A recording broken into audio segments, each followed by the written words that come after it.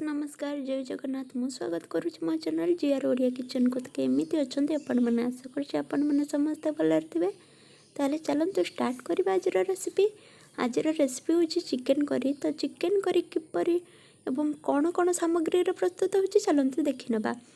तेजपत्र फुटाइवाई किसी पियाज, 2टी टमाटर, ग्राइंडिंग किसी पियाज, कंचा लंका, रसुण, अदा, जीरा एवं किसी गरम मसला, आलू एवं हाफ केजी चिकेन।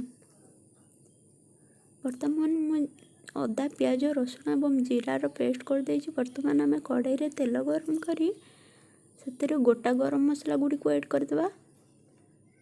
बर्तमान से पियाज गुड़ी को ऐड करी ताकू किछि समय तक फ्राए करदेबा।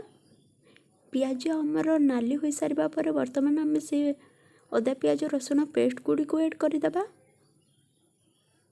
से स्वाद अनुसार लंका गुंड, हलदी गुंड दे ताकू भल भाव मिक्स करदेबा।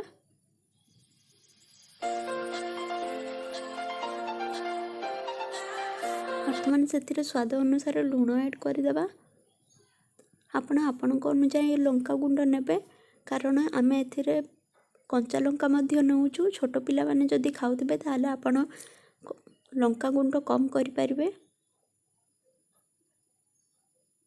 बर्तमान यहाँ भल भाव फ्राए करदेबा। देखो आमर मसलारू तेल गुड़िक अलग हो गला। बर्तमान से टमाटर गुड़ी को ऐड करदेबा एवं ताकू भल भाव फ्राए करनबा।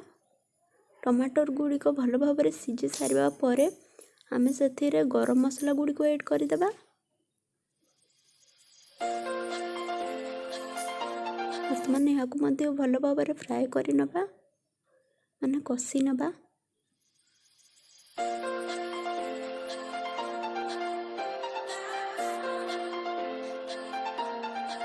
देखो आम मसलाटी भल भाव कषि गला। बर्तमान से आम चिकेन गुड़ी को ऐड करदेबा। बर्तमान यहाँ 15 मिनिट पर्यंत भल भाव कषिदेबा।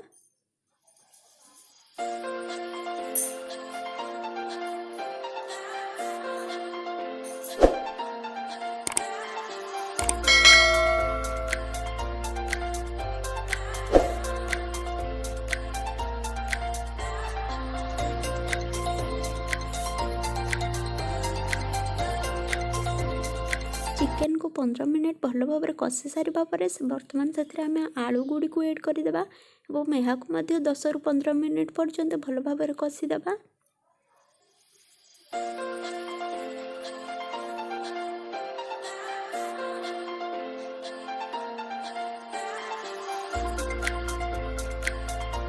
भिडियोटी किपरि लागुची निहाती कमेंट बॉक्स रे जणाइबे। भल लागिले लाइक करिवे, शेयर करिवे और सब्सक्राइब करिवे।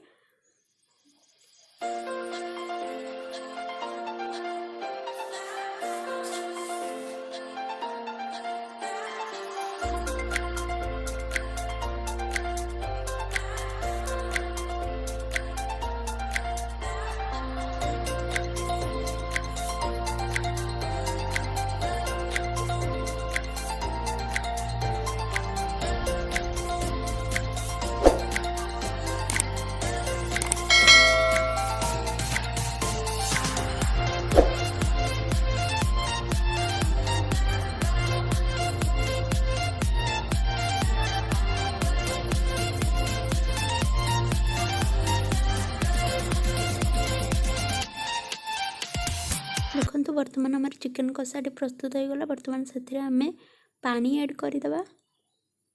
हाँ ये गरम पानी नेबे। गरम पानी नेबा द्वारा यार फ्लेवर भल आसी थाए। बर्तमान यहाँ को किसी समय पर्यंत फुटवा छाड़देबा।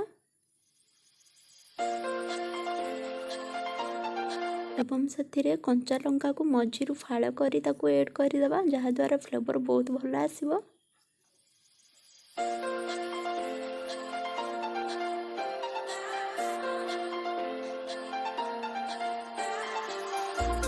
आम चिकेन करीटा 10 ରୁ 15 मिनिट पर्यंत फुटी सारिबा परे रेडी हो जिवो।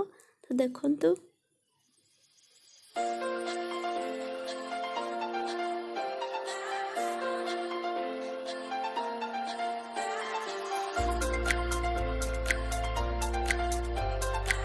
जो मैंने मो चैनल नुआ अच्छा दयाकोरी आपण मैंने सब्सक्राइब करने आ पाखरे थिबा बेल आइकन को मध्य प्रेस करदे जहाँद्वारा मोर सबू वीडियो नोटिफिकेशन आपण पाखरे पहुँची पार।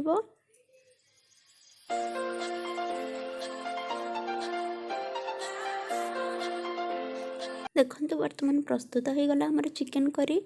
तो केमिति लगुच निहाती कमेंट बॉक्स रे जणाइबे।